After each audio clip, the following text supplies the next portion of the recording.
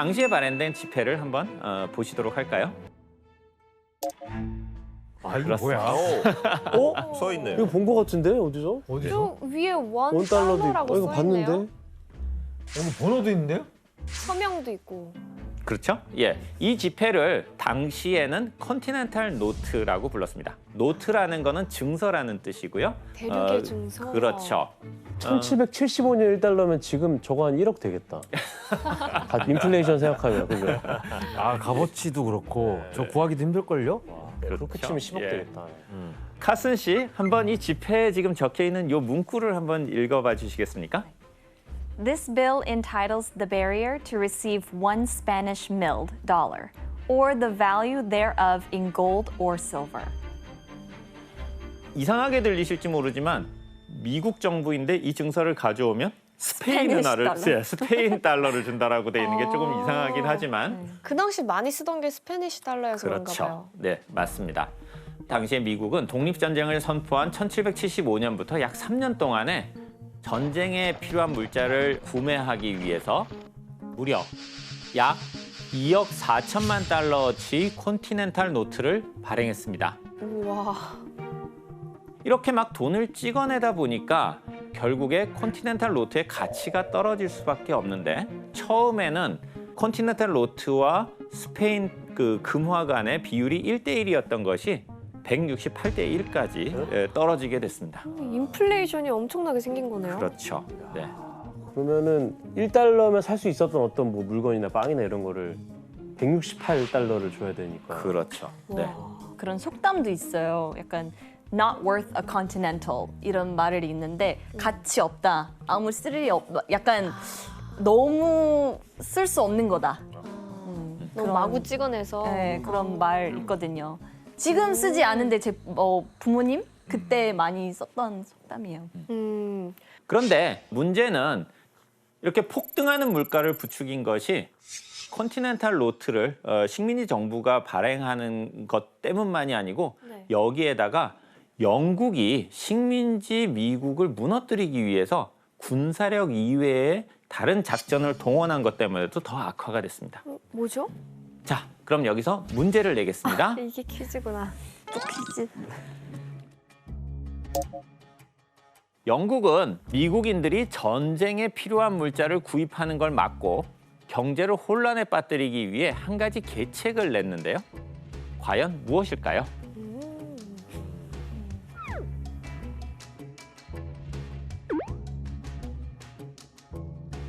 정답. 혜성?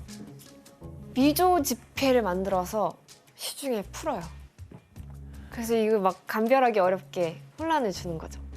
혜성? 혜성? 정답입니다. 정답입니다. 처음에 바로 맞춰주셨는데요. 아, 진짜요? 혜성, that's no no. 빨라요. 아, 나 진짜. No, so fast. 아, 이럴 수가. 영국은 컨티넨탈 노트를 아까 보시면 손으로 쓴 일련 번호랑 서명이 적혀 있는데 사실은 이게 굉장히 쉽게 위조를 할 수가 있는 것이었죠. 그리고 영어로 쓰는 거니까 영국인들 얼마나 알파벳 잘 쓰겠어요. 값어치를 더 떨어뜨리는 맞아, 맞아. 그렇죠, 뭐 그렇죠. 그냥 갖고 있는 게 더 그냥 안 좋을 정도로. 그렇습니다. 피터 씨 왜 그러셨어요? 아니 무너뜨리기 위해서 영국 식민지 유지하려고 그러죠. 영국 입장에서요. 여기 입장에서는. 의심할 여지 없이 미국 경제에 굉장히 큰 충격을 주었죠. 그렇게 위조 지폐가 더 많이 돌아다니다 보니까 통화량이 마치 더 늘어난 것처럼 돼서 물가 상승이 더 빠르게 이루어진 측면이 있고요.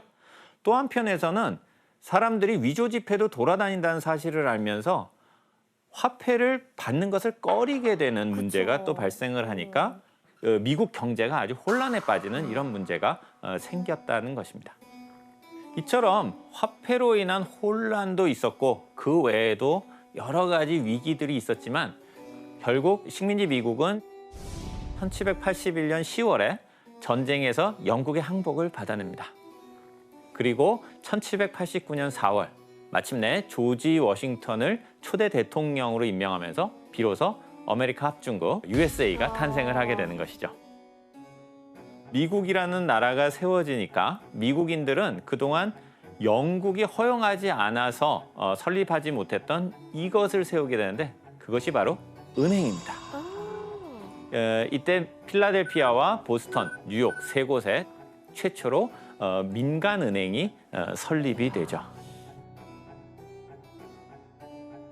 건국 초기의 미국은 해결해야 될 일이 아주 산더미였습니다. 특히 식민지 정부가 발행했던 콘티넨탈 노트 문제를 우선 좀 정리를 했어야 됐던 것이죠. 그래서 초대 대통령인 조지 워싱턴은 여러 가지 고민 끝에 이 문제를 하기 위해서 한 사람을 지목을 합니다. 미국의 초대 재무장관이었던 알렉산더 해밀턴입니다.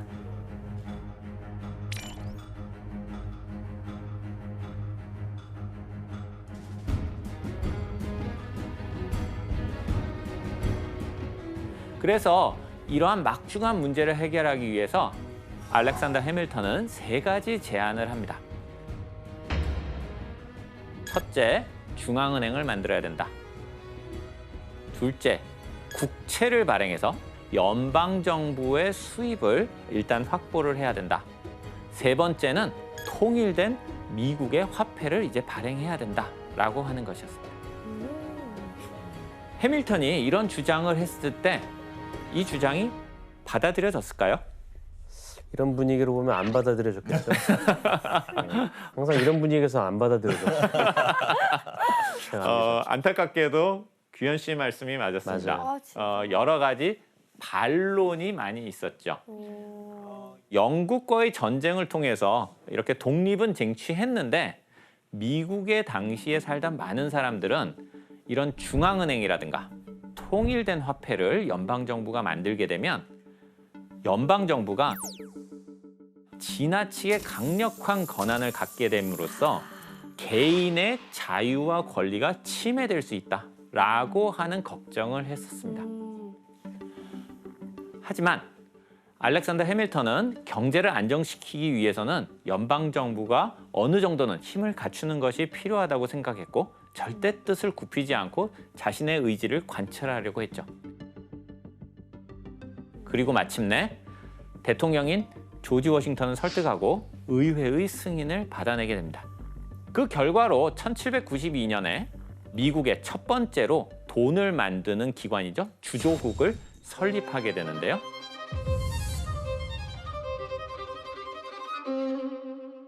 당시에 미국 연방정부가 발행한 최초의 공식 화폐를 한번 보도록 할까요? 궁금하다.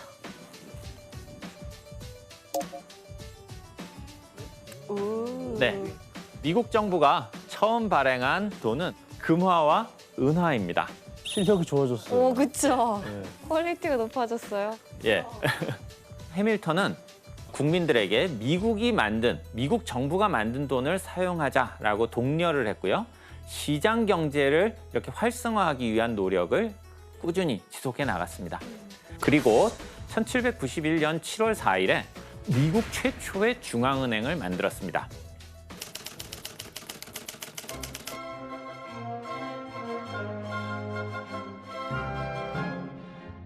영어로는 이제 First Bank of the United States라고 부르는데 우리말로 제1 미국은행이라고 할 수가 있고요. 중앙은행은 연방정부가 세금을 거두면 정부가 돈을 맡기는 은행의 역할을 하는 것이고요. 또 한편에서는 시장에 이렇게 유통되는 통화량을 조정하는 역할을 합니다.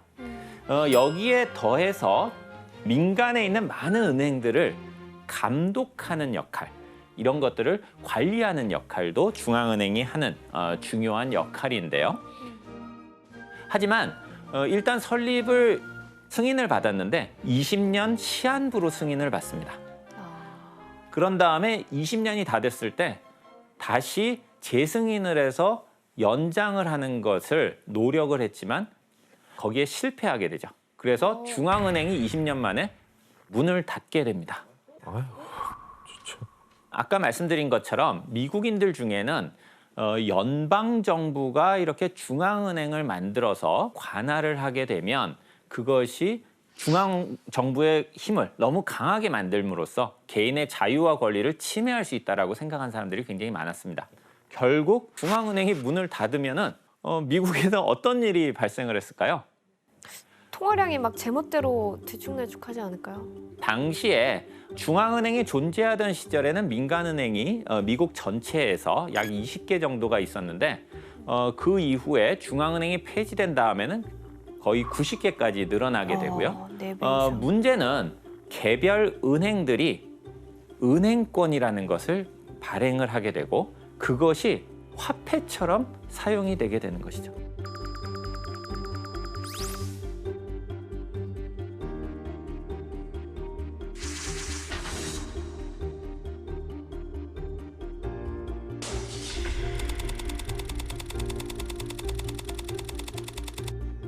그래서 결국 이것을 안정화하기 위해서 다시 연방 정부에서는 제2 중앙은행이라는 걸 만듭니다.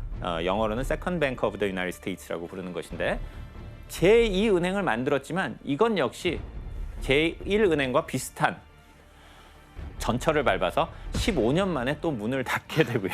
그래서 미국에서는 굉장히 오랜 기간 동안 중앙은행도 없는 상태가 유지가 됐습니다. 그러는 사이에 1860년에 이르면 바로 남북전쟁 직전인데요. 남북전쟁이 1861년인데 민간은행 수가 무려 1,500개까지 늘어납니다. 우와. 더 놀라운 것은 아까 말씀하신 것처럼 각 은행마다 돈을 만들었고 너무 혼란스럽겠는데요. 시중에 돌아다니는 돈의 종류가 거의 9,000가지 정도가 됐었다고 합니다. 9,000가지 정도가 됐었다고 합니다. 이 당시에 돈의 종류가 너무 많다 보니까 각각의 은행에서 발행한 돈이 A은행도 1달러, B은행도 1달러라고 그러는데 이 돈이 예를 들어서 A은행은 저 은행은 좀 불안해서 곧 망할 것 같은데 B은행은 굉장히 안정적인데 그러면은 사람들이 A은행 1달러보다는 B은행 1달러를 더 가치를 높게 평가할 수가 있잖아요. 그러다 보니까 각 은행이 발행한 달러들 간의 가치를 비교해 줄 수 있는 주간지가 발행이 되고 있었습니다. 환율처럼. 그런 거죠. 이것이 이제 톰슨 은행권 리포터의 한 면을 보여주고 있는 것인데요. 아주 빼곡하게 여기 보시는 것처럼 어느 은행 돈과 어느 은행 돈은 얼마에 교환된다라고 하는 정보를 쫙 적어놨습니다. 은행권은 종이로 만드는 것이다 보니까 주화보다 훨씬 더 위조하기가 편했고요.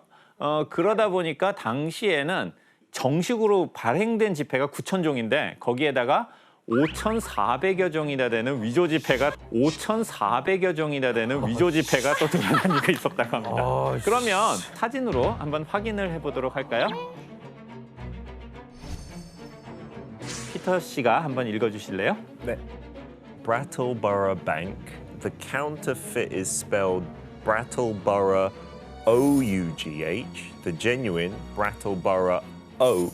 그 위조 지폐는 O-U-G-H까지 있고 그 진짜 돈은 O라고 적혀 있다고 설명하면서 그 구별법을 알려주네요.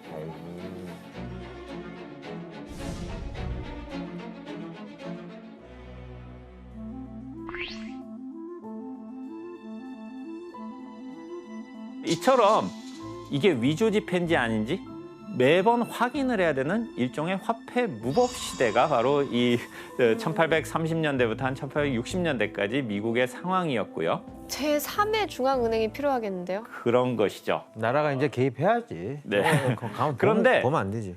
이게 끝이 아닙니다. 이렇게 복잡한 화폐 체계를 더 복잡하게 만드는 사건이 또 발생을 했어요. 뭐야? 그 사건이 바로 1861년에 발발한 미국의 남북전쟁입니다.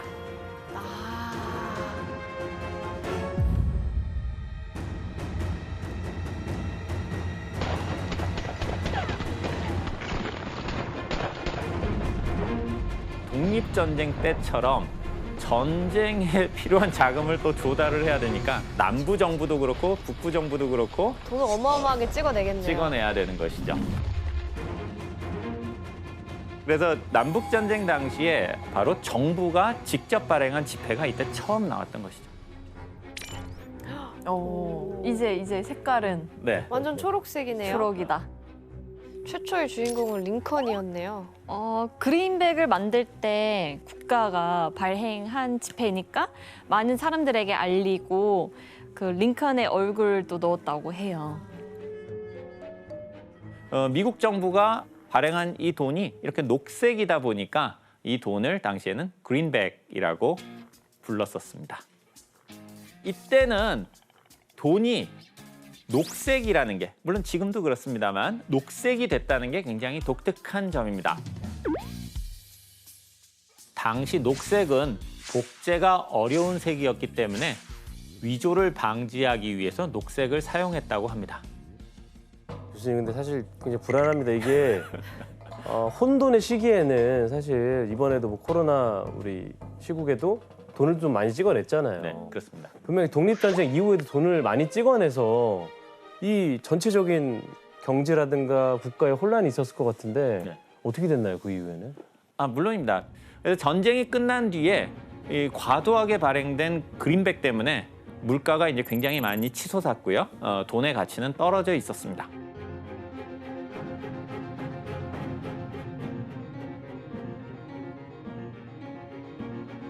그래서 정부는 문제를 이제 해결을 해야 되는데 그러기 위해서 우선 그린백 발행을 중단을 하고 그다음에 정부에 세금을 낸다든가 해서 정부에 제출되는 그린백이 있으면 그거를 다 태워버려 가지고 어쨌든 그린백을 없애는 그 과정을 시작을 합니다.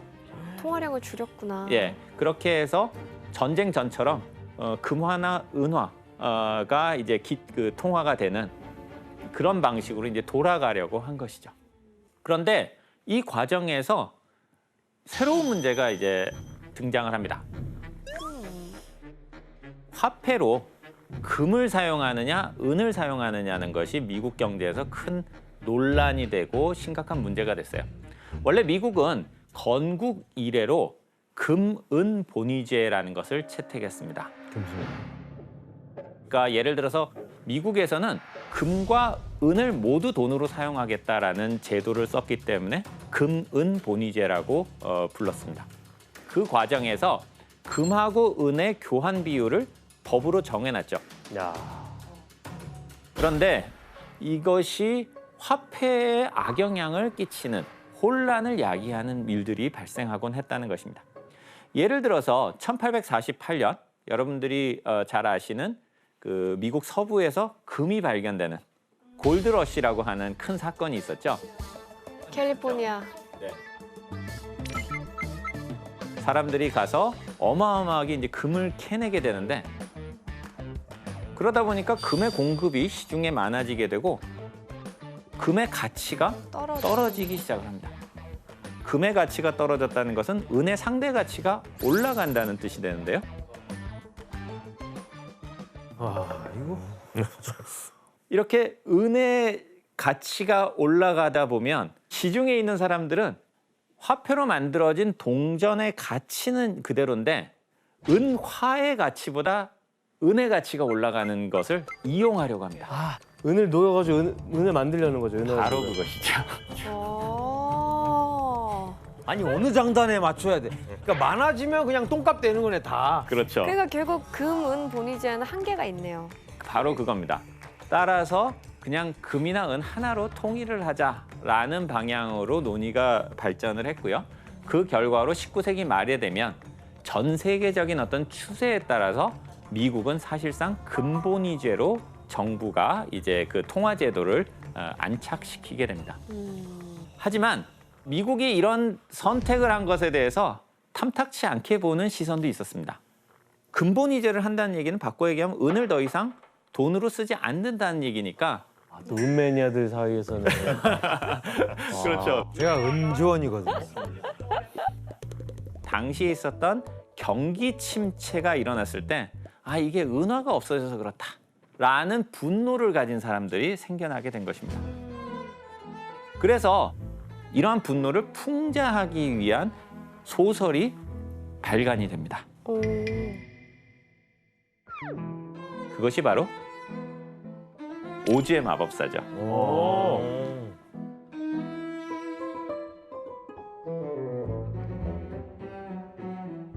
이게 금보 금은 보니제랑 관련이 있는. 바로 그렇습니다. 와, 나 진짜요? 처음 알았어. 저도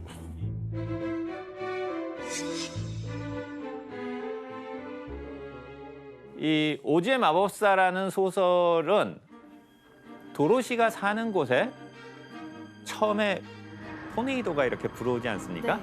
바로 그 토네이도가 동부로부터 오는 경기 침체를 상징하는 것이고요.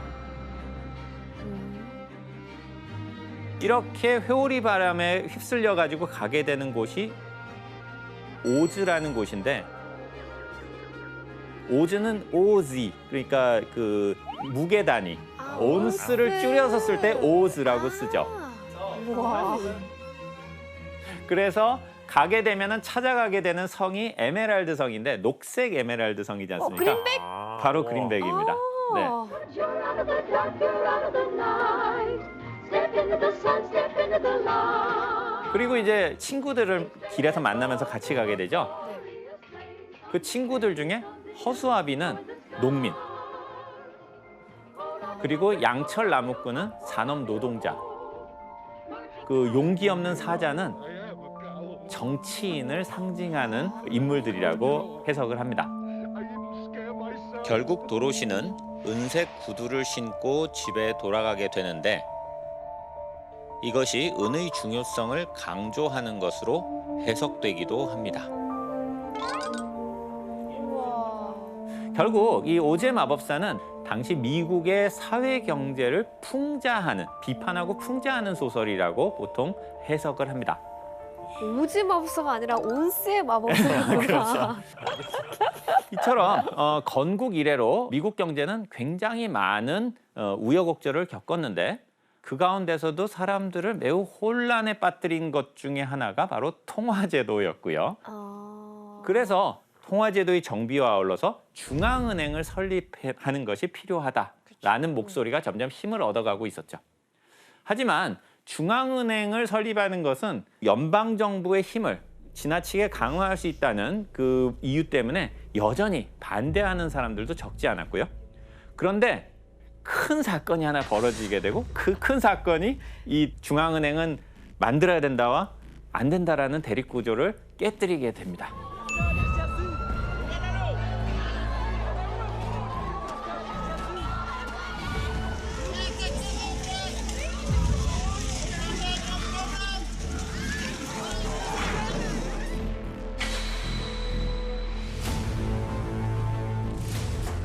조사에 따르면 당시 샌프란시스코 지진 때는 3,000명 이상이 사망을 했고 물적 피해도 엄청났습니다. 다 무너졌네. 폐허가 됐네요, 완전. 이 당시에는 목조 건물이 많은데 가스 때문에 불이 나면서 지진 때문에 무너진 건물만큼이나 화재로 타버린 건물들이 굉장히 많았습니다. 그러다 보니까 거의 도시의 80%의 건물들이 파괴가 되는 이런 결과가 발생됐다는 것이죠. 저런 일이 있었구나. 이때 미국은 화재 보험을 드는 것이 굉장히 일상화돼 있었습니다. 그런데 샌프란시스코에 사는 사람들은 당시에 절반 정도의 사람은 그 화재 보험을 영국의 화재 보험 회사에다가 화재 보험을 들었어요. 그런데 지진이 나게 되면 그 다음에 이제 문제가 되는 것은 보험료? 보험료를 어떻게 내느냐 하는 문제가 되죠. 지급하는 거. 영국이 이 피해 보상금을 엄청 막대하게 지급했을 것 같은데요. 네, 그때 샌프란시스코 그 지진 발생 후에 7천만 달러의 영국 금이 나갔다고 해요. 그래서 그거는 영국의 보양금의 거의 14% 그렇게 해당했어요. 근데 영국뿐만 아니고 뭐 독일, 프랑스에도 그런 보험사 청구서가 엄청 많이 들어왔대요. 그러니까 지진은 샌프란시스코에서 났는데 영국이랑 피해는- 프랑스가 망하기 시작하는. 복수였죠. 식민 미국의 복수. 그래서 나라 밖으로 이렇게 돈이 나가는 것을 막기 위해서 그 뱅크 오브 잉글랜드가 영국의 기준금리를 당시에 4%였는데 이거를 거의 7%로 한순간에 올립니다. 말이 안 되는데? 네, 거의 2배 가까이 올린 셈이죠. 만약에 우리나라가 금리가 10%인데 미국의 금리가 20%가 됐다고 해보겠습니다. 그럼 어떤 일이 발생을 할까요? 우리나라에서 돈을 가지고 있는 사람들이 있다면 똑같은 은행에 맡길 때 미국 은행에 맡기는 거를 더 선호하지 않겠습니까? 그럼 금이 다시 영국으로 흘러 들어가나요? 바로 그것이죠. 그러니까 미국에서 보험료로 받은 돈이건 아니면 원래 가지고 있던 돈이건 다시 빠져나. 이것을 영국에다가 이렇게 돈을 보내게 되는, 그래서 급격한 자본 유출이 미국에서 발생을 하게 되고, 그렇게 되니까 미국에 경기 침체가 오게 됩니다.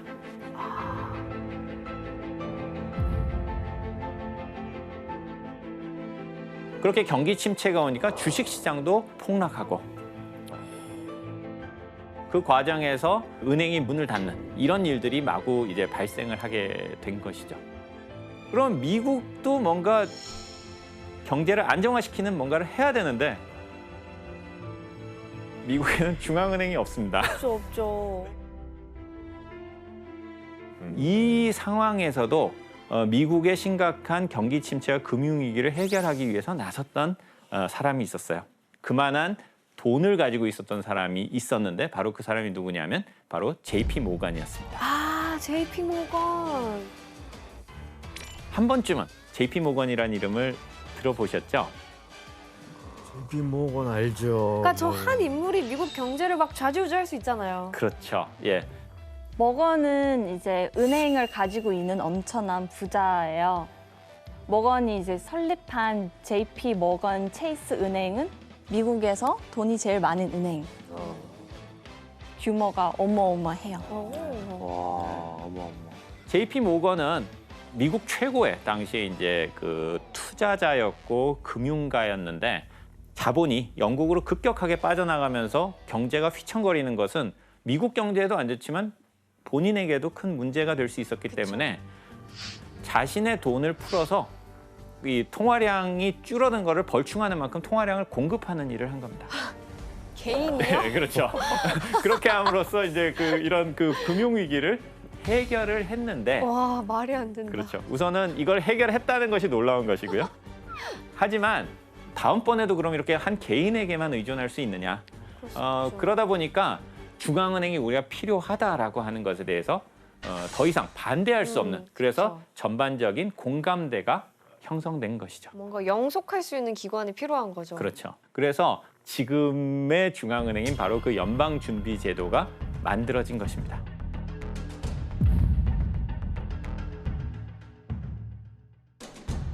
요즘 TV에서 바로 페드라고 들리는 나오는. 페드라고 불리는 바로 그 조직이죠. Small business owners, residents of low and moderate income. 그런데 왜 미국은 은행이라는 이름 말고 연방준비제도라고 부를까요?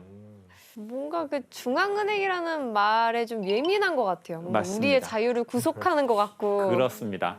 중앙은행이 필요하다는 여론은 이제 강해져서 이걸 만들 만큼은 됐지만, 그래도 싫어하는 사람들이 굉장히 많이 있다 보니까 최대한 이렇게 좀 다독인달까요? 좀 설득을 하기 위해서 지금 우리가 만드는 거는 중앙은행이 사실은 아니다. 그런 이제 느낌을 주기 위해서 이 표현을 만들어낸 겁니다. 근데 뭐 이름을 바꿨을 뿐이지만 우리나라 한국은행, 중앙은행이랑 똑같은 거잖아요. 맞습니다. 네. 그 마찬가지 역할을 이제 연방준비제도가 했는데 드디어 달러가 등장하나요? 그렇습니다. 네. 연방준비제도가 드디어 돈을 찍어내기 시작을 했다는 것입니다. 맞구나.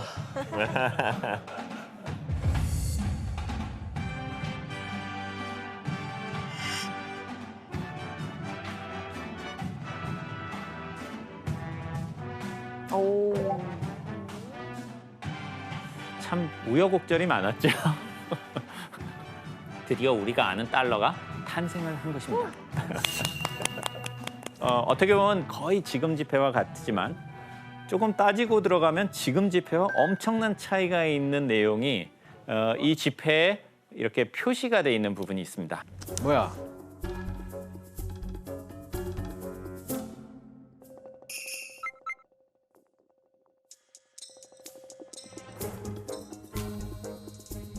한번 칼슨 씨께서 한번 읽어봐 주실까요? 똑같은데? The United States of America will pay to the bearer on demand. 뭘 지불한다는 뜻일까요? 금? 그렇습니다. 당시에는 1달러짜리를 가져와서 내밀면 그 1달러에 해당하는 금을 내줬어야 한 거죠. 다시 말해서 당시에는 달러와 금이 연결이 돼 있는 겁니다. 금이 화폐고 그것을 보조하는 것이 종이돈인 이러한 방식의 화폐 체제가 등장을 하게 되죠. 그런데 달러는 처음부터 오늘날처럼 이렇게 세계 경제를 좌지우지하는 힘센 돈이었을까요? 당시 달러는 지금처럼 그렇게 큰 힘을 가진 돈이 아니었습니다. 와, 이거 지금까지 살펴본 것처럼 수백 년간 국제 결제 수단으로 왕좌를 차지하고 있었던 건 사실은 금이었는데요. 이때 전 세계가 완벽한 통화 체제라고 믿었던 이런 금본위 제도가 붕괴하는 사건이 일어납니다. 그게 바로 제1차 세계대전이었죠.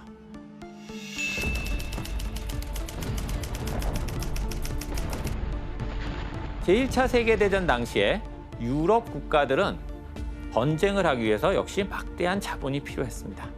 그런데 금본위제 아래에서는 금을 보유한 만큼만 돈을 발행할 수 있었기 때문에 전쟁에 필요한 만큼 돈을 발행할 수가 없었습니다. 유럽 국가들은 이 난관을 어떻게 해결했을까요?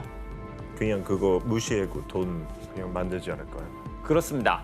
금태환을 중지하고 종이돈을 이렇게 발행을 했던 것입니다. 자, 근데 미국 사건만 봐도 전쟁 때 이렇게 무분별하게 돈을 찍어내다 보면 결국엔 문제가 있었거든요. 유럽도 그러면은 뭐 다른 게 아니잖아요. 맞습니다. 과도하게 돈을 풀었기 때문에 각국의 통화량은 전쟁 전에 비해서 크게 늘어났습니다. 그렇게 돈이 늘어난 결과로 전쟁 전에 유지되던 금과 화폐 간의 비율이 이제 깨져 있었던 것이죠. 그만큼 돈의 가치가 떨어져 있었다는 뜻입니다. 또한 유럽 국가들은 전쟁 중에 미국으로부터 많은 물자를 수입을 했는데 그 결제 대금을 유럽 국가들이 미국에 금으로 지불을 했었던 것입니다. 이 일을 계기로 해서 막대한 양의 금이 유럽에서 미국으로 흘러 들어간 겁니다. 그 덕에 미국은 제1차 세계대전이 끝나는 시점에서 세계 최대의 금 보유국으로 올라서게 됩니다.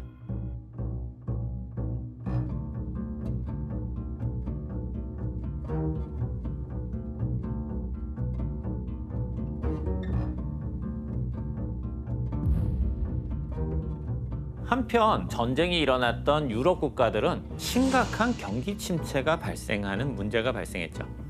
그래서 국가 간 무역 불균형이 점차 심화되고 이것이 국제 금융시장의 불안정성을 증폭시켰습니다. 호황을 누리던 미국 역시 전 세계적인 경기 침체를 피해가지는 못했고요. 이런 악재가 누적된 결과가 바로 1929년 세계 대공황입니다.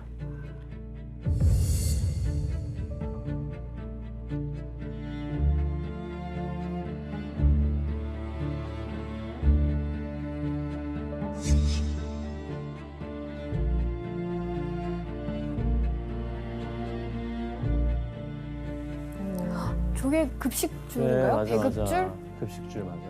네, 급식소 앞에서 무료 배식을 기다리는 사람들의 모습입니다.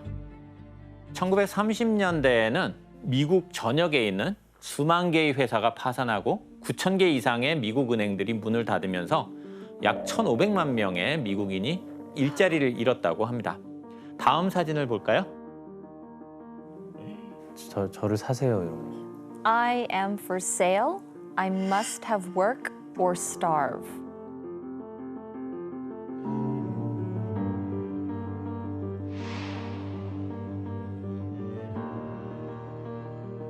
이처럼 1930년대 경제 대공황은 전 세계 역사상 최악의 경기 침체 사건으로 남아있죠. 세계 경제는 그러면 이후에 어떻게 된 거예요? 세계 경제는 1930년대 내내 극심한 경기 침체를 겪다가 제2차 세계대전이 일어나면서 새로운 국면으로 접어들게 됩니다.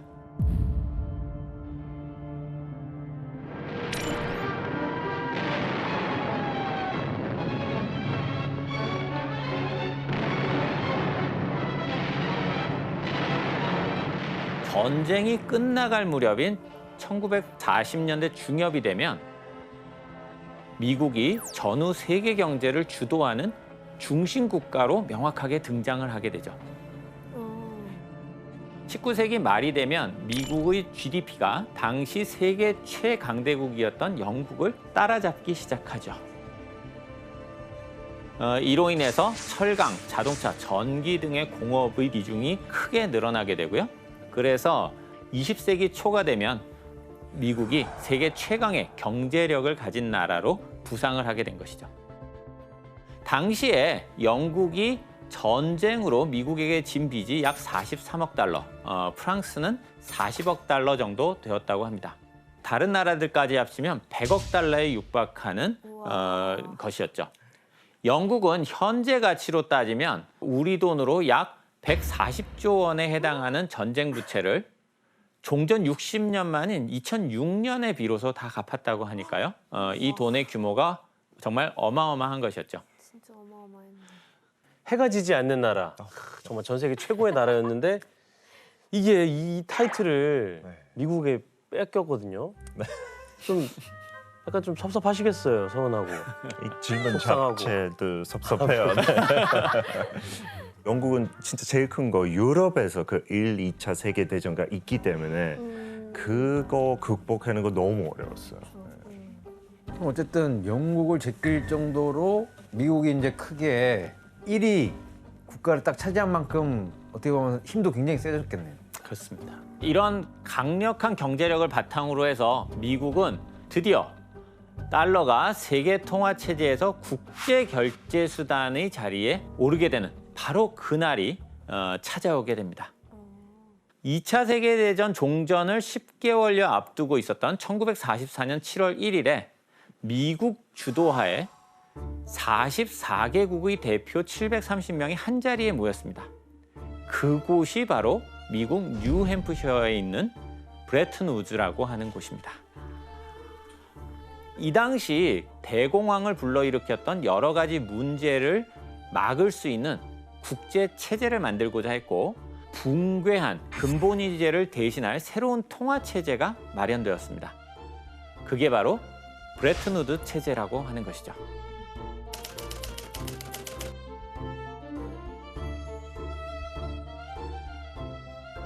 이때 결정된 주요 내용은 총 5가지인데 하나씩 살펴보도록 하겠습니다.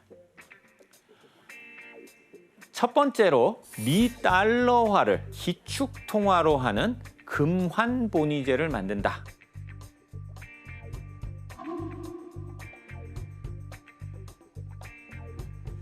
말이 좀 어렵죠? 달러는 금본위제처럼 금과 일정한 비율로 교환을 하도록 정해뒀습니다.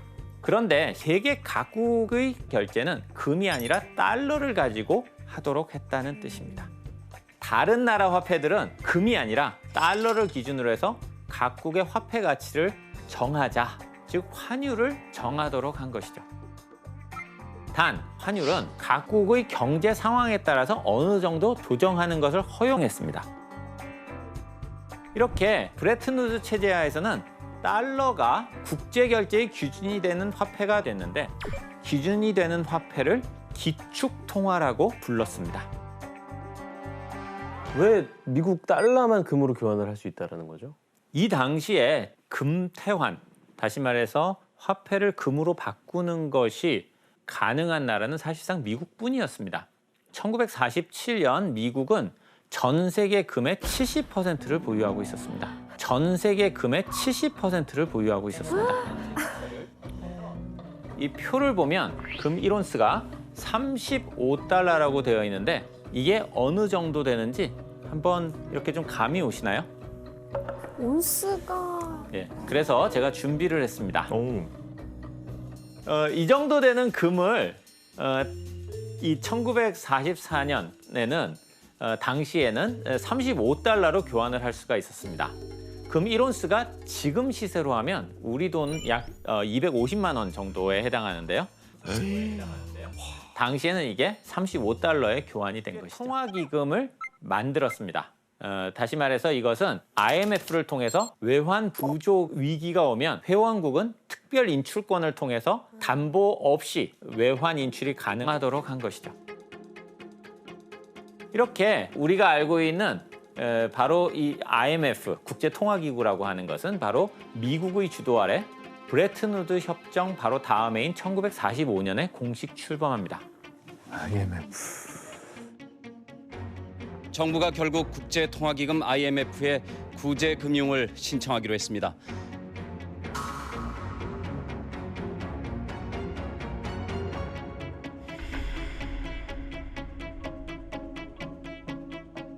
그러면 이 브레튼 우즈 체제를 통해서 경제를 재건하는 데 도움이 많이 됐나요? 사실은 새로운 국제통화 체제가 탄생은 했지만 여전히 여러 가지 문제들은 남아 있었습니다. 예? 제2차 세계대전 이후에 유럽은 이런 달러를 보유하는 것이 쉽지 않았습니다. 제2차 세계대전으로 산업시설이 파괴되면서 이런 물건들을 만들어서 팔 능력이 없어진 것이죠. 이런 문제를 해결하기 위해서 만들어낸 것이 마셜 플랜이라고 하는 것입니다. 마셜 플랜 저희 배웠었어요.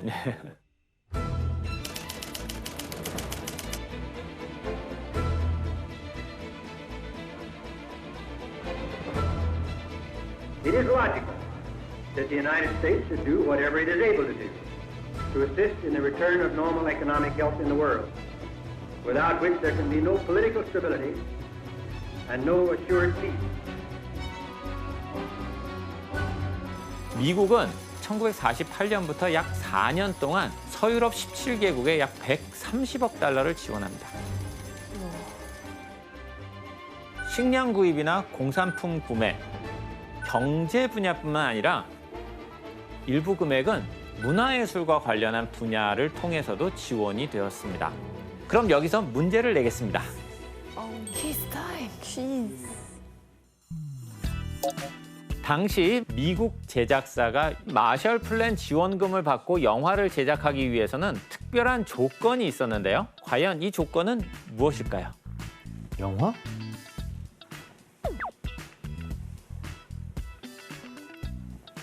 정답. 예. 앞부분에 미국 감사해요. 약간 이런 미국을 찬양하는 그런 장면을 넣어야 됐어. 혜성 오답입니다. 근데 이거 모든 영화죠. 이거 지원금 그렇습니다. 받으려면. 네. 그 영국에서 영화를 만들 때, 뭐 프랑스에서 만들 때 그런 거죠. 지금 답에 굉장히 가까워진 말씀을 하셨습니다. 정답. 소품은 다 유럽 거 사야 되는 거예요. 옷 같은 거부터 해서 그런 거. 피터 90% 가깝지만 오답입니다. 소품 말고 더 중요한 게 뭐가? 정답. 네, 혜성. 유럽에 가서 촬영을 하면 야, 잘 그 받아먹어. 나라와 정말? 도시 경제가 살아나잖아요. 뭐 사람들 고용도 하고 소품도 사고. 네, 그래서 거기 유럽 가서 촬영을 한다. 혜성 정답입니다. 네, 사진을 한번 보도록 할까요? 이건 1953년 제작된 로마의 휴일 첫 부분에 적혀 있는 자막입니다. 오드리 헵번이 출연한 로마의 휴일이란 영화 잘 아시죠? 네. 한번 읽어봐 주시겠어요? This film was photographed and recorded in its entirety in Rome, Italy. 그래서 이 영화의 촬영과 녹음 모두 이탈리아 로마에서 이루어졌다라는 얘기죠. 네. 이 영화는 마셜 플랜의 지원을 받아 제작됐는데요. 이런 자막을 넣은 건 제작비를 정해진 정도로 모두 유럽에서 지출했다는 뜻을 담고 있는 겁니다. 너무 신기하다. 이 때문에 1950년대에는 쿼바디스, 벤허 같은 할리우드 영화들이 유럽을 배경으로 해서 많이 제작이 됐습니다. 그래서 그런 거구나. 근데 피터 씨 그 로마 휴일에서 스쿠터를 타고 막 거리 달리는 장면에서 뭔가 비밀이 숨겨져 있다면서요? 그 장면이 거의 제일 유명해요. 막 오마주가 많이 됐는데 여기서 헵번이 타고 있는 그 이탈리아 그 베스파 스쿠터 있잖아요. 그 브랜드. 그거 PPL이었다고 해요. 그때 당시 PPL이 있었다는 것도 신기한데 그 로마 휴일이 개봉한 해에만 10만 대가 팔렸다고 해요. 그래서 효과는 진짜 그만큼 받았죠. 나도 갖고 있는데. 이렇게 대규모 원조 계획인 마셜 플랜으로 달러가 이렇게 전 세계적으로 통용되는 일들이 이루어져 갔고요. 그러면서 유럽의 전후 복구가 이루어지고 브레튼 우드 체제라고 하는 새로운 질서가 점점 안정돼 가면서 전 세계 경제도 호황의 길로 들어갔습니다. 그러면 전 세계로 퍼져나간 달러의 힘은 갈수록 더 강해졌을까요? 아이러니하게도 미국은 이런 호황 속에서 무역 적자를 겪기 시작을 합니다. 달러의 확산은 미국의 적자를 통해서 얻어졌기 때문이죠.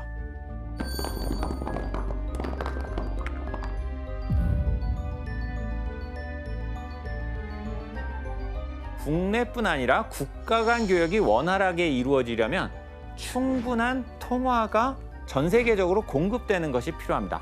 그런데 이런 달러의 공급은 미국이 무역에서 적자를 봐야 가능한 것입니다. 그래서 1960년대에 미국은 자기 금고에 가지고 있는 금보다 훨씬 많은 양의 그 달러를 찍어냈고요. 이것이 이제 문제를 일으키기 시작을 합니다. 게다가 1960년대 이 베트남 전쟁으로 인해서 달러의 발행량은 더욱 늘어나면서 금과 달러 간의 불균형이 점점 심화되기 시작을 했죠. 당연히 다른 나라들은 이러한 미국의 행보를 이상하게 생각하기 시작을 했습니다. 이때 프랑스가 문제 제기를 합니다. Le fait que beaucoup d'États acceptent par principe des dollars au même titre que de l'or entraîne les Américains à s'endetter et à s'endetter gratuitement vis-à-vis de l'étranger, car ce qu'ils lui doivent, ils le lui payent avec des dollars qu'il ne tient qu'à eux d'émettre.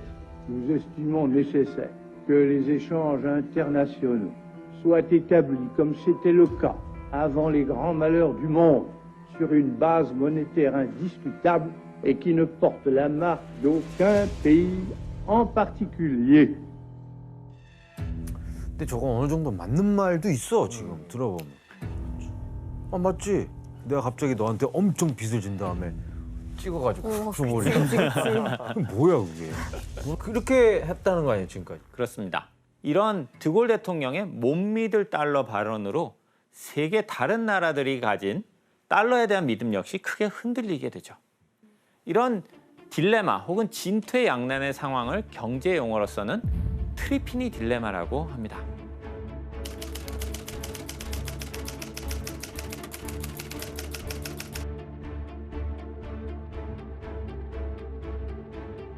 국제 거래를 뒷받침하기 위해 미국이 기축 통화인 달러 공급을 늘리면 결국 달러 가치는 무역 수지 적자 때문에 떨어지게 되고 기축 통화로서의 국제적인 신용도도 위태로워지는 것입니다. 국제사회가 고심 끝에 만든 새로운 국제 통화 체제 하에서도 결국 허점이 드러나는 셈이죠.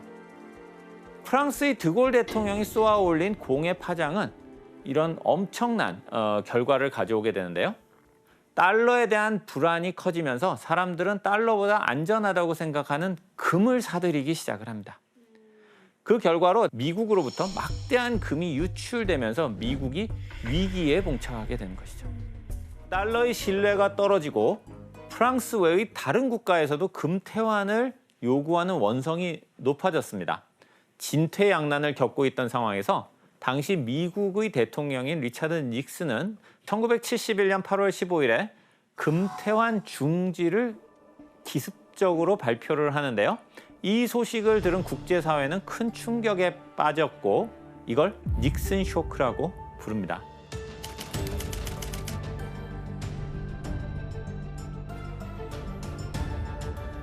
He is by far the strongest in the world to defend the dollar against the speculators. I have directed Secretary Connally to suspend temporarily the convertibility of the dollar into gold or other reserve assets, except in amounts and conditions determined to be in the interest of monetary stability and in the best interest of the United States. 근데 금이랑 달러를 교환해주기 때문에 달러가 기축통화가 된 거였잖아요. 네. 근데 이제 금이랑 안 바꿔주면 달러는 어떻게 되는 그러니까 건가요? 뿌리를 없애버리는 거 아니에요? 이렇게 되면? 그렇습니다. 닉슨 대통령의 발표 이후 여러 나라들은 혼란에 빠졌습니다. 달러에 대한 국제사회의 신용도가 떨어지면서 사람들이 달러 대신에 믿을 수 있는 것은 실물 자산이다. 그래서 실물 자산인 금과 은을 사기 시작을 합니다. 그러면 이제 금값이랑 은값이 올라가겠네. 네, 상황이 이렇게 되니까 자연스럽게 달러가 더 이상 기축통화로서의 기능을 못하게 될 것이다라는 위기론이 이제 떠오르기 시작을 합니다. 그렇다면 기축통화로서 달러의 위기는 어떤 여파를 가져왔을까요? 과연 달러의 가치가 떨어지게 된 것은 미국만의 위기였을까요? 달러의 가치가 낮아지고 금값이 뛰는 건 국제 거래에 달러를 사용하던 다른 나라 경제에도 치명적이었습니다. 닉슨 쇼크로 달러와 금의 연결고리가 끊어지면서 다른 나라들이 보유한 달러까지도 결국에는 가치가 떨어진 것이죠. 또 하나 문제가 됐던 건 바로 브레튼 우드 체제에 명시된 고정환율 제도입니다. 예를 들어 1달러와 같은 가치는 우리나라 원화 1,000원이라고 이렇게 정해놨던 것입니다. 그런데 1달러의 가치가 계속 떨어지는 상황에서 원화만 환율을 1,000원으로 유지한다면 당연히 우리나라가 손해를 보게 되겠죠. 네. 그래서 이 문제를 논의하기 위해서 1976년에 IMF 회원국들이 자메이카 킹스턴에 모이게 됩니다. 그리고 환율이 이제는 각국의 시장에 따라서 자유롭게 결정되도록 하자고 공식적으로 합의를 합니다. 그때부터 이제 고정환율제가 아닌 거네요. 그렇습니다. 이것이 바로 오늘날까지 이어지고 있는 변동환율 제도죠.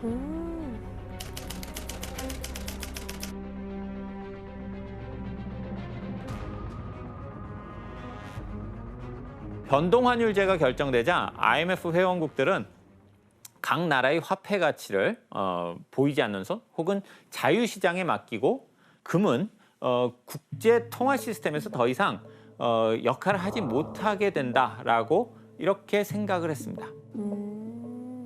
역설적이지만 이런 변화를 계기로 달러가 비로소 온전한 기축통화의 자리에 올라서게 됩니다. 즉 금과의 관계가 아니라 화폐의 가치만으로 진정한 기축통화의 자리에 올라서게 된 겁니다.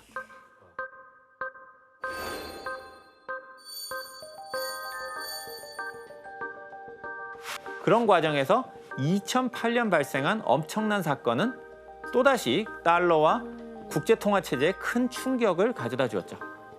난리가 났었죠. 이른바 2008년 금융위기 사태가 터진 것이죠.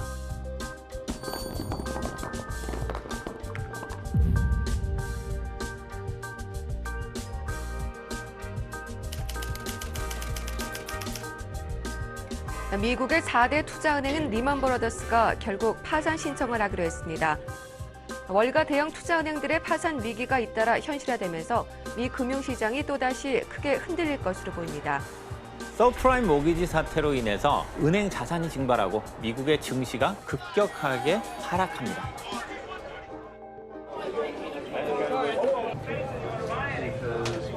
미국발 금융위기로 우리 금융시장은 이번 주 내내 요동쳤습니다. 우리나라 한 가구의 평균 빚이 3,840만 원으로 사상 최고치를 기록했습니다. 1929년 대공황과 같은 속도로 경기 침체가 진행이 되었는데요. 그것 때문에 미국은 물론 전 세계에도 큰 혼란에 빠져들게 됐습니다. 근데 미국발 금융위기로 유럽도 좀 많이 휘청였다고 들었거든요. 엄청났죠. 그때 당시에 런던도 금융 약간 센터였어요, 유럽 쪽에. 그래서 아는 사람들도 투자은행 다녔다가 뭐 월급 깎였거나 아니면 아예 해고 당한 사람들도 많았고 진짜 일반 사람들도 어떤 제2금융은행들 조금 불안해서 돈 막 빼려고 막 줄을 서고 아직까지 힘든 것 같아요, 영국도. 그때 그 2008년 서프라임 모기지 때문에 전 세계가 막 휘청거렸는데 어떻게 수습이 됐어요? 미국에서는 그 경제 대공황 연구자였던 벤 버냉키 의장이 대공황의 비극을 되풀이하지 않기 위해서 아무도 예상하지 못한 극약 처방을 내놓습니다. 대공황 당시에는 통화 정책을 적절하게 사용하지 않아서 위기를 막지 못했다고 생각을 했고, 그래서 시장 금리를 낮추어서 통화량을 늘리는 통상적인 정책뿐만 아니라 나아가서 연방준비제도의 자금으로 기업의 주식을 직접 사들이는 전례 없는 정책을 취했습니다. 이것을 양적 완화, 영어로는 이제 quantitative ease라고 그러죠. 은행에만 돈을 빌려줘야 되는 제도인데 그 규칙을 깨고 기업을 살리기 위해서 일반 기업에다가 직접 자금을 공급하는 방식으로 시장에다가 통화량을 공급을 했던 것이죠. The FOMC believes that a highly accommodative stance to monetary policy will be appropriate for an extended period. 이후에 벤 버냉키 의장은 경제가 어려울 땐 헬리콥터로 공중에서 돈을 뿌려서라도 경기를 부양해야 된다라고 말을 했습니다. 당시와 같은 급격한 경기 침체를 막으려면 미국 내에 달러가 많이 돌도록 통화를 증대시켜야 한다는 것을 그 헬리콥터 머니라는 표현에 빗대어서 설명을 한 것이죠. 이후로도 미국 정부와 연방준비이사회는 2010년, 2012년에 1차, 2차, 3차의 양적 완화를 진행하면서 천문학적인 돈을 시장에 푸는데 이때 푼 돈의 규모가 무려 4조 5천억 달러 정도가 됩니다. 4천조, 거의 5천조. 이렇게 적극적으로 시장에 달러를 공급하니까 변화가 일어났습니다. 2008년 10%까지 치솟던 미국의 실업률은 2014년에는 5.9%까지 떨어졌고요. 2015년이 되면 경기 회복이 이루어진 것입니다. 그런데 경기 회복으로 모든 문제가 끝난 것이 아닙니다. 그동안 회복을 위해서 엄청나게 뿌려놓은 돈을 어떻게 수습할 것이냐, 이 미국 정부의 큰 숙제로 남게 된 것이죠. 그럼 걷어들여야 되나? 그렇습니다. 문제는 미국이 달러를 줄이면 세계 각국이 보유한 달러가 연쇄적으로 줄어들게 되면서 경기 침체를 가져오고 심하게 되면 그 나라들의 경제 위기가 일어날 수가 있습니다. 그래서 미국은 지나치게 많이 공급된 달러로 인한 인플레이션과 자산 가격 상승의 부작용에도 불구하고 달러를 마음대로 줄이지를 못했던 것이죠. 이런 미국의 경제 상황 속에서 2020년 전 세계에 덮친 코로나 팬데믹이 또 발생을 합니다. 맞아.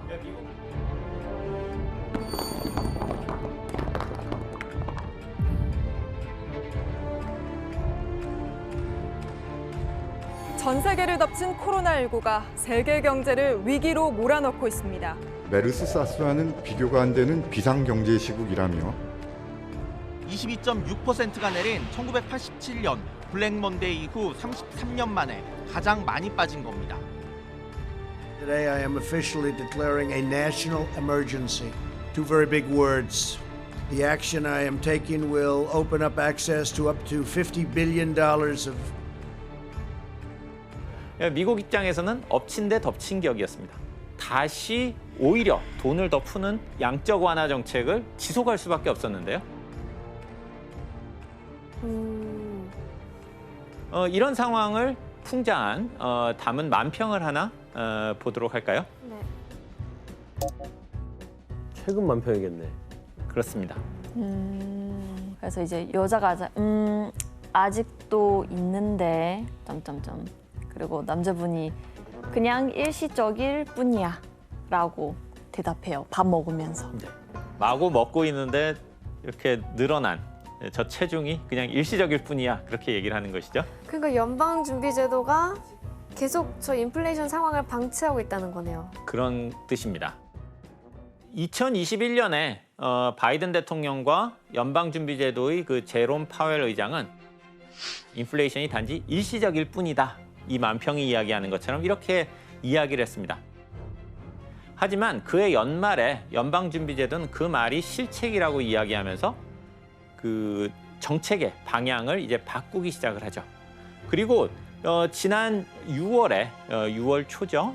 지난 6월에 연준은 기준금리를 인상한다고 발표하면서 전 세계가 들썩이고 있습니다.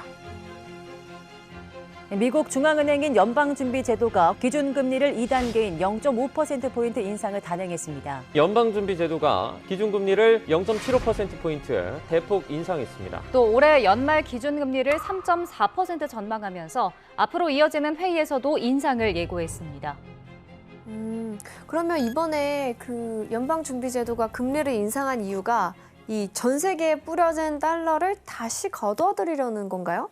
그렇습니다. 올해 미국의 정부 부채는 31조 4천억 달러를 넘어서 역대 최고치를 달성하고 있고요. 이와 아울러서 인플레이션도 어마어마하게 심각한 수준에 도달하고 있습니다. 미국이 더 이상 자국의 상황을 두고 볼 수만은 없는 상황이 되면서 통화량을 줄이기 위해 금리를 큰 폭으로 올리는 조치를 지금 취하고 있는 것이고 이것이 또 세계 경제에 어마어마한 영향을 미치고 있는 것이죠. 결국 인플레이션이 계속 지속되는 거를 막기 위해 그런 금리 인상을 한 거네요. 그렇습니다. 좀 빨리 하시지. 15년도에. 그것보다 더 큰 어두움이 미국 사회에 넘쳐나게 됩니다. 돈만 있으면 모든 것이 해결된다는 황금 만능주의가 팽배하게 된 거예요. 자, 이 당시에 사치와 향락에 빠져들고 그래서 이런 시대 상황을 여실히 드러내주는 유명한 문학 작품이 있습니다. F. 피츠제럴드의 뭐예요? 위대한 개츠비? 위대한 개츠비. 그 당시 상류 사회의 화려함과 허영의 끝을 보여줍니다. 사실 개츠비는 가난한 농부의 아들이었는데 그는 어떻게 부자가 됐을까요? 지금 계속 얘기하고 있는 연장선입니다. 술 몰래 수입해서 예. 밀주를 약국에 팔아서 채권 사기를 쳐서 이렇게 해서 어마어마한 돈을 법니다. 변질된 이 아메리칸 드림, 민낯을 보여주는 것이에요. 끝을 모르는 경제 호황에 1929년 3월에 허버트 후버 대통령이 당선됩니다. 후버 대통령이 취임 연설에서 이렇게 말을 했습니다. 나는 우리나라의 미래에 대해 두려움이 전혀 없습니다. 오직 희망에 찬 밝은 미래만 있을 뿐입니다. 당시 미국 경제는 GDP 기준으로 42%나 성장했어요. 평균 소득은 1,500달러에 오르게 됩니다. 실업률은 4% 이하예요. 말이 안 돼요. 진짜. 후보 입장에서는 충분히 이런 얘기를 할 수 있겠죠. 그리고 이런 경제 호황을 뒷받침했던 것이 월스트리트의 뭐예요? 주식시장이었습니다. 그 당시에는 주식 열풍이 어마어마했습니다. 내가 돈이 100만 원이 있어요. 주식에 투자하겠다면 10배인 1,000만 원을 은행에 대출해 줍니다. 그래서 주식시장이 어떻게 되겠어요? 투기장이 될 거 아니에요. 완전 투기장이네. 완전 거품 생기겠네요. 그렇습니다. 돈을 있는 데를 끌어모아서 주식에 투자했던 거죠. 거기다 미국에서 가장 유명했던 경제학자 어빙 피셔라는 경제학자가 이런 얘기를 합니다. Stock prices have reached what looks like a permanently high plateau. 주가가 이제 영원히 떨어지지 않는 고점에 도달했다는 것이에요. 주식이 떨어질 일이 없다고 얘기를 했던 거예요. 그의 말처럼 1929년 9월에 미국 주식시장을 대표하는 다우존스 주가 지수가 최고점을 기록합니다. 자, 이 당시에 주식 그래프를 한번 볼까요? 주가 지수 그래프입니다.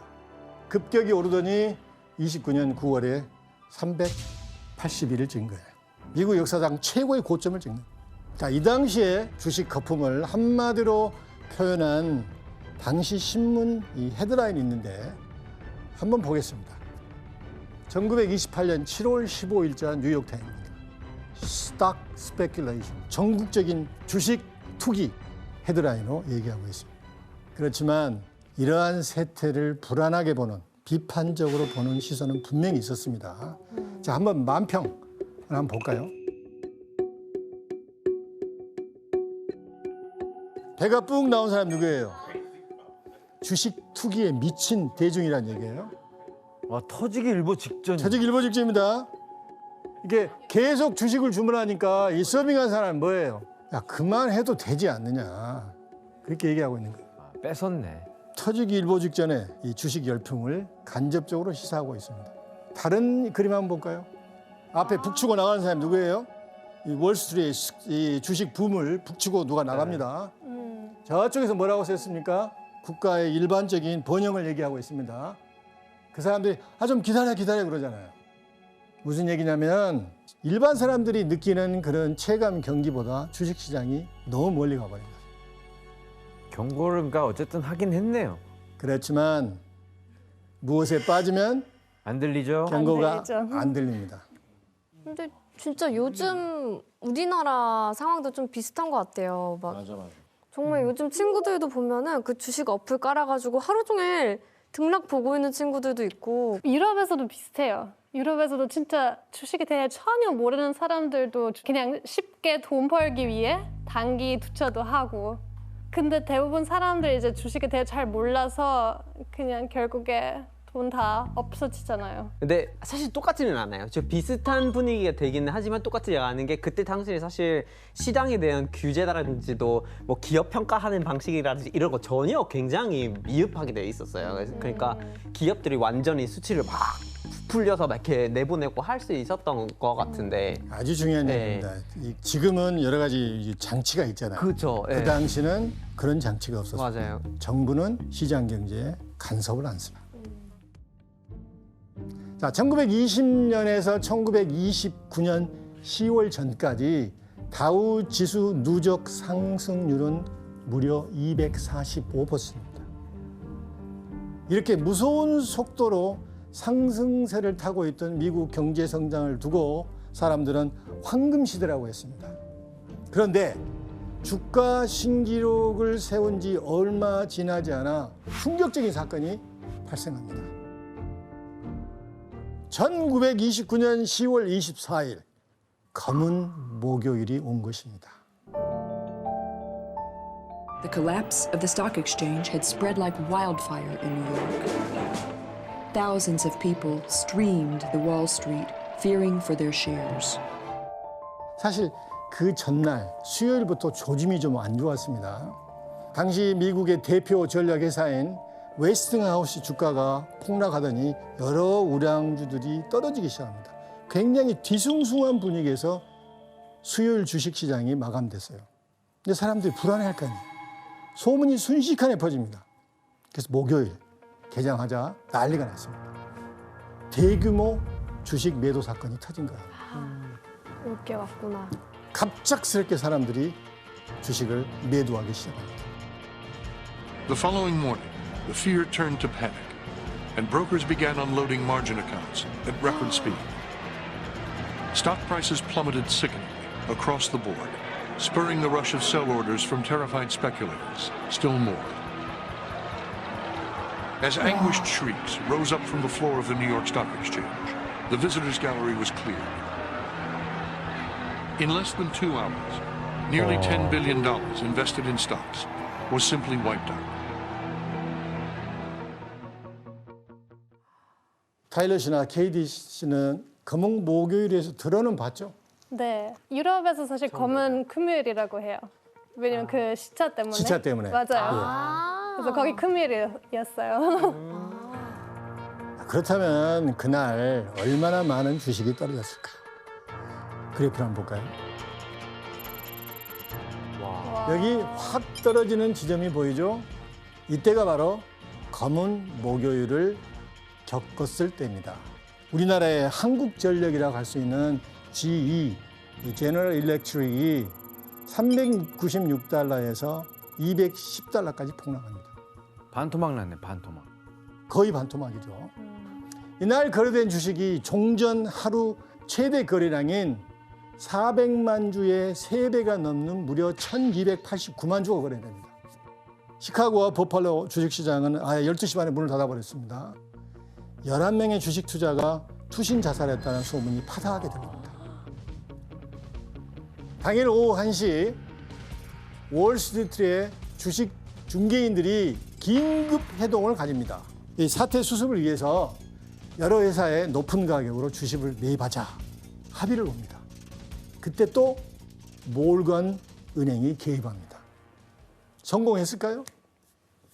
실패한 것 같은데요, 보니까. 실패했죠.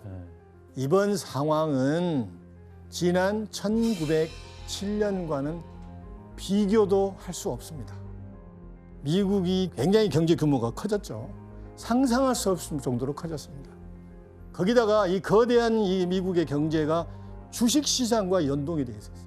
그래서 옛날처럼 큰 손들이 협의해서 이렇게 돈을 내서 이렇게 경제 위기를 극복하는 데에는 한계가 있는 거예요. 블랙 Thursday, 검은 목요일 소식가 그 주말 동안 이 신문을 통해서 급속도로 미국 전역에 퍼지기 시작합니다. 그래서 일요일이 지나고 월요일이 돼서 주식이 개장하자 사태가 반복이 되는 거예요.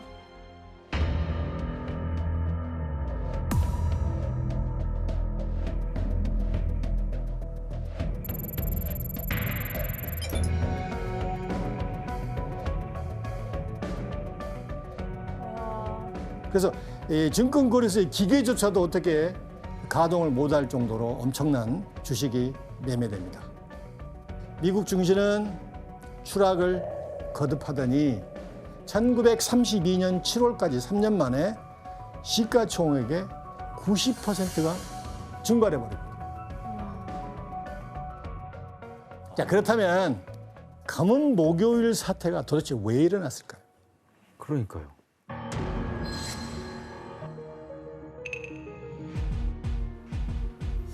거품이었나? 그렇게 붐이 일어났는데, 주식 붐이 일어났는데 떨어질 기미가 안 보이는데 왜 떨어진 거지? 근데 일단 주식 샀을 때 사실 나한테 없는 돈으로 샀잖아요. 그래서 이거 한 번 무너지기 시작하면 대출도 못 갚고 뭔가 다 무너지 버리는 거 아니에요?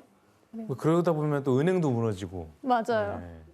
사실 굉장히 어려운 질문입니다. 그래서 이 왜 검은 목요일이 발생했는가는 경제 대공황이 왜 발생했는 것과 연결되잖아요. 역사가들이 보는 시각이 다르죠. 경제학자가 보는 시각이 다릅니다. 그러나 공통적으로 언급되는 그런 부분이 있습니다. 과잉 설비, 과잉 생산. 사는 사람은 안정적인데 수요와 공급을 고려하지 않고 설비 시설을 늘려서 무작정 제품을 쏟아내는 거예요. 그러다 사는 사람이 줄어들면 어떻게 해요? 물건이 재고 창고에 쌓일 거 아니에요. 재고가 쌓이게 되자 기업들이 어디에 투자했을까요? 주식에 투자합니다. 또 하나 우리가 얘기했던 주식의 열풍. 거품이 너무 많이 끼어 있어서 세상에 아무런 이익을 내지 못하는 기업도 그 당시에는 주식에 상장할 수 있었어요.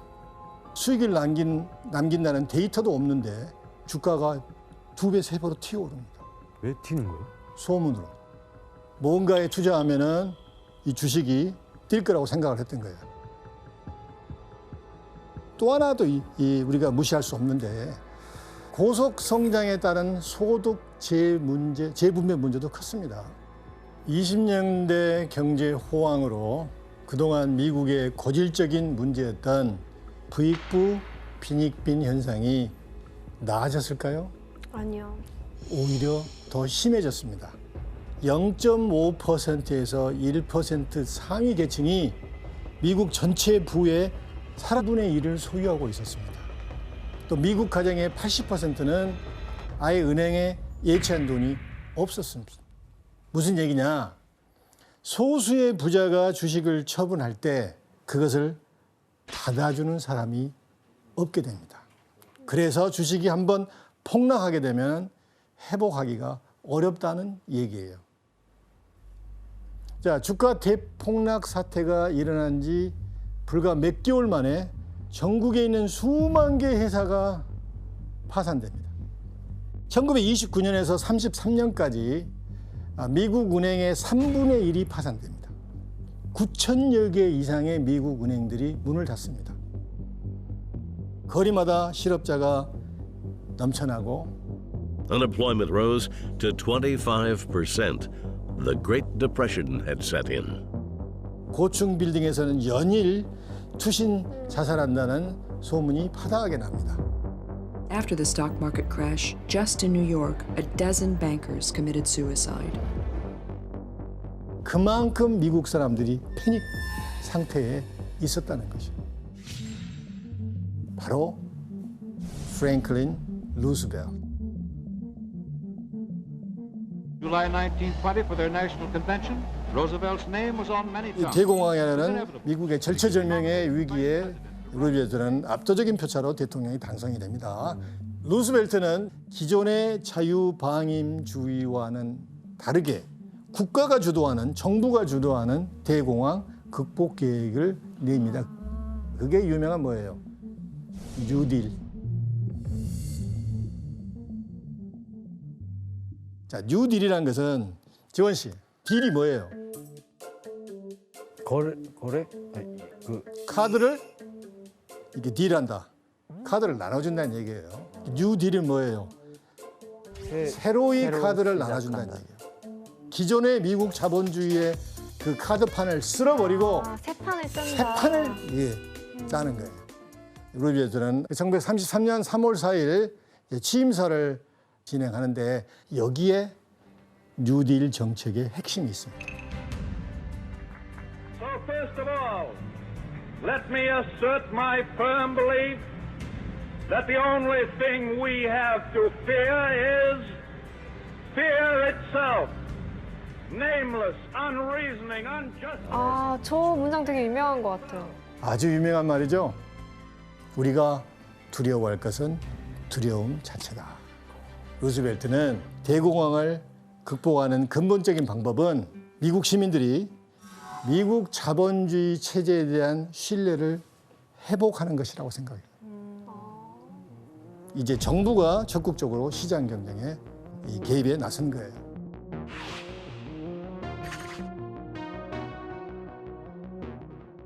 (1차) 누딜이 시작됩니다. 루즈벨트가 취임하면서 가장 먼저 행한 게 뭔 줄 아십니까? 은행개혁법이에요. 말이 많고 탈이 많던 은행개혁법. 자, 여기서 문제 나갑니다. 루스벨트 대통령은 취임 후 미국 전 지역 은행에 이것을 선포하며 은행개혁을 시작했다. 이것은 무엇일까요? 은행개혁? 뭐 바뀌는 건가? 싹 다? 정답. 규현 씨. 그러니까 무분별하게 이렇게 대출을 해주는 게 아니라 은행마다 항상 신용이 아니죠? 한번 해보세요. 지금 가고 있습니다. 접근하고 있습니다. 신용이 확실한 그런 신용 등급을 만들어서 대출을 해준다. 그 다음 단계를 얘기하시고 계십니다. 은행이 예금자에게 하는 게 아니고 정부가 주도하는 은행 개혁입니다. 전 지역 은행에게 이것을 선포해. 아, 정답. 예, 지원 씨. 그냥 단순하게 예, 루즈 은행을 국가에서 관리하는 거죠. 관리하는 것은 계획이 아니죠. 하지만 아주 근접했어요. 뱅크런과 연계되는데 뱅크런이 뭐죠? 사람 은행에 가서 돈 빼는 거. 예. 이게 주가가 폭락하니까 불안해진 국민들이 너도 나도 예금을 인출한 거예요. 예금을 은행에 맡긴 사람들의 심리적인 불안감. 정답. 케이리 씨. 정부가 은행한테 일단 한동안 사람들이 뱅크런 할 수 없게 은행 다 닫아버렸어요. 정답. 정답. 은행을 닫아버린다고 해? 문을 닫아버려. 강제로 문을 닫게. 이용 못 해요? 그걸 은행 뭐예요? 휴일. 할리데이. 그래서 일정 기간 은행을 문을 닫게 하고 그 사이에 정부가 조치를 취하는 거예요. 은행이 예금자들에게 신뢰를 얻을 때까지.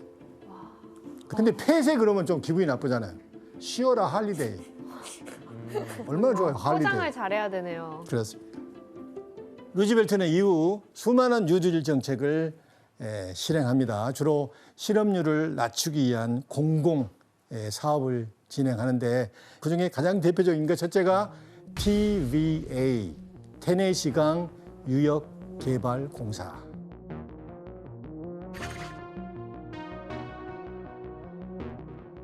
테네시를 중심으로 알라바마, 미시시피, 켄터키, 버지니아까지 26개 정도의 대형 댐을 건설합니다. 댐을 건설하면 어떤 좋은 일이 생기나요? 일자리가 많이 생겨요. 예, 그것입니다. 많은 사람들이 전력을 위해 생산하고 홍수를 조절하고 농업의 현대화에 어마어마한 일자리가 조성됩니다. 해당되는 주민들에게. 또 재미있는 것은 이 라스베가스의 그 화려한 카지노가 대공황 때문에 생겼다는 걸 알고 계셨나요? 진짜요? 전혀 몰랐어요.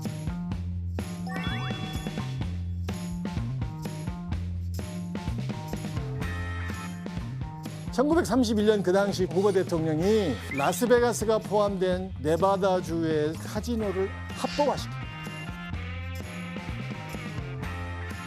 사람들이 카지노에서 도박을 하게 되면 세원이 늘어갈까 봐 합법화시킨 거예요. 근데 라스베가스 밑에 있는 네바다와 아리조나의 경계선에 어마어마한 댐이 건설되어 있습니다. 그게 나중에 명명하기를 후보댐이라고 합니다. 그 댐 노동자들이 일과가 끝나면 어디 가겠어요? 인근 라스베가스 가서 카지노를 하는 거예요. 그래서 라스베가스가 지금의 라스베가스가 된 것입니다. 그때 생긴 거구나. 또 하나, 댐뿐만 아니라 나무도 미국의 많은 실업자를 구제합니다. 루스벨트가 역점을 뒀던 이게 공공사업 중에 하나가 CCC, 민간 자원 보존. 약 200만 명 이상의 젊은이들이 여기에 고용이 되어서 국토 개발하는 일에 투여됩니다. 9년 동안에 무려 30억 그루 이상의 나무가 심어집니다. 특히 미국의 국립공원에 토대를 쌓게 돼요. 그럼 지금의 국립공원도 그때 많이 만들어졌군요. 예, 맞습니다. 그런데 당시 대공황 당시에 소외되었고 사람들의 관심을 받지 않았지만 굉장히 큰 타격을 입은 계층이 어떤 계층이었을까요? 청년층, 청년 계층입니다. 대공황 시기에 직장을 얻기는 하늘의 별 따기였어요. 집에 있기도 그러고 이들이 시시에 고용이 된 거예요. 한 달에 30불 줬다고 그래요. 상당히 그 당시는 큰 돈입니다. 근데 기록을 보니까 놀라운 게 30불을 받았는데 25불 정도를 고향에 보냅니다. 부모님께 보냅니다. 나는 여기에 루즈벨트의 노림수가 있는 것 같아요. 이 청년들이 드디어 직장을 잡았고 부모님께 보내드려서 어떻겠어요? 얼마나 가슴 뿌듯하겠어요. 또한 국토 개발에 고용되잖아요. 내가 국가를 위해서 내가 뭔가를 했다. 소외된 우리 청년 계층들이 자부심을 끌어올리기 위해서 시시사업을 했던 거예요. 흥미로운 것은 이 공공사업 중에 문화예술 쪽에도 배려를 합니다. 음악인, 연극인, 미술인, 문화예술인들이 정부 지원금을 받고 문화활동을 하는 거예요. 이 그림을 그린 사람들이 동네 벽화를 그리게 되고 음악인들이 동네 한 어귀에서 오늘같이 이렇게 더운 날 공연을 합니다. 잡이 없었던, 일감이 없었던 예술인들이 자기들의 예술혼을 발휘하게 됩니다. 또 재밌는 게 뭔지 아세요? 당시 뉴욕에서 이 맥베스라는 셰익스피어 연극이 공연되는데 100% 뭐예요? 흑인들만 캐스팅합니다. 놀라운 일이에요. Let me find him fortune. Tyrant, show thy face. I cannot strike a wretched turn. 1936년도의 일입니다. 즉 루스벨트가 지향하고자 하는 것은 그동안 소외된 국민들까지 포함해서 나라의 자부심과 긍지를 가지기를 원했던 거예요. 그런데 이제 민감한 질문을 하겠습니다. 자, 이러한 뉴딜 정책으로 대공황이 근본적으로 극복되었을까요? 너무 극복하기엔 너무 대공황이 커서 너무 빨리 극복되는 거 아니에요? 그렇습니다. 노력은 했지만 여러 통계를 보면은 수치를 보면은 뭐가 극복하게 만들었죠? 2차 세계대전. 2차 세계대전이 발발하고 1941년 특히 일본 진수만 공습으로 미국이 2차 세계대전에 개입하게 되죠. 순식간에 미국이 대공황에서 극복할 수 있게 됩니다. 왜? 군수 산업이 육성이 되잖아요. 이제 제품이 이제 막 찍어내야 되잖아요. 그래서 자동으로 이제 대공황을 극복할 수 있었어요. 전쟁으로 이렇게 계속 뭔가 전쟁이 일어나면 계속 좋아지네요. 그런데 좀 민감한 문제라고 제가 그랬잖아요. 뉘앙스 차이를 한번 보세요. 만약에 FDR은 루즈벨트나 뉴딜 헛수고야. 그렇게 평가를 하면은 그 저희의 어떤 분위기가 납니까? 루즈벨트의 뉴딜 정신을 폄하하려는 그런 의도가 깔려 있습니다. 역사는요, 수치와 자료의 학문은 아닙니다. 그 이면도 봐야 돼요. 지금까지 뉴딜 정책을 얘기하면서 정신적인 부분, 심리적인 부분을 제가 강조한 거예요. 너무 잘한 것 같아. 그런데 대공황에서 벗어나려 나름의 노력을 펼쳤던 한 인물이 있습니다. 누굴까요? 의외의 인물입니다. 바로 독일의 독재자죠. 히틀러.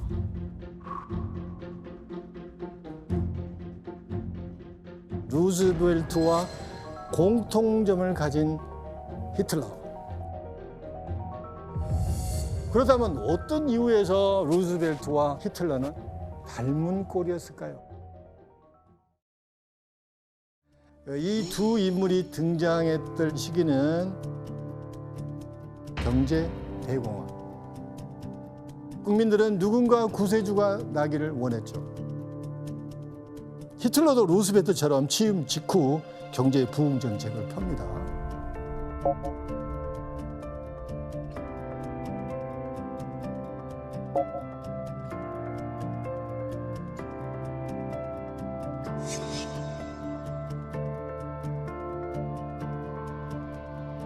그렇다면 차이가 뭘까요? 루즈벨트는 아까 교수님 말씀하신 대로 소외된 계층까지 포용하고 공존하려고 했다면 히틀러는 약간 혐오 쪽으로 갔다는 게 큰 차이점일 것 같아요. 제 생각하고 아주 비슷합니다. 정리를 하자면은 두 사람이 과거를 어떻게 보느냐에 결정적인 차이가 있습니다. 히틀러는요, 이전 정권, 바이마르 정권이 1차 세계대전 패전에 책임을 져야 된다. 원색적으로 비난합니다. 그리고 모든 독일의 문제의 저변에는 누가 있다고? 유대인이 있다고.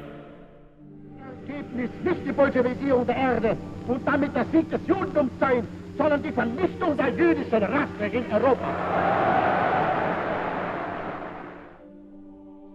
당시 독일뿐만 아니라 전 유럽에 팽배했던 반유대주의 정서를 자극합니다. 그래서 국민들이 환호한 거예요. 반면에 루스벨트는 미국 자본주의나 민주주의의 그 전통에 대해서 혹은 이전 정부에 대해서 불만을 토로하는 것이 아니고 무한한 신뢰를 보냅니다. 이 취임사의 초반부에 나오는 것 중에 이런 얘기를 해요. 루스벨트가 미국은 아직도 감사할 것이 많은 나라입니다. 과거를 어떤 시선으로 보느냐에 따라서 한 사람은 구세주로 남게 되고 다른 한 사람은 희대의 악마로서 비극을 맞게 됩니다.